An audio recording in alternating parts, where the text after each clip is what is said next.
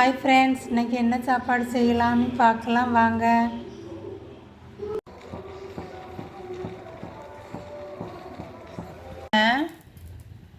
சுண்டை வத்தல் நல்லா வதக்கிக்கலாம்.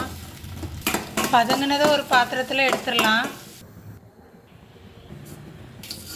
சின்ன உள்ளி இருந்தால் சின்ன உள்ளி, சுண்டை வத்தல், 4 ஸ்பூன் குழம்பு மிளகாத்தூள், புளி, தண்ணி, காயப்பொடி, சர்க்கரை. இந்த அளவுக்கு எண்ணெய் மிதந்து வரணும். ரெடி ஆகிட்டு உப்பு உரைப்பு இருக்கான்னு பார்த்துக்கிடுங்க. ரொம்ப டேஸ்ட்டாக இருக்கும்.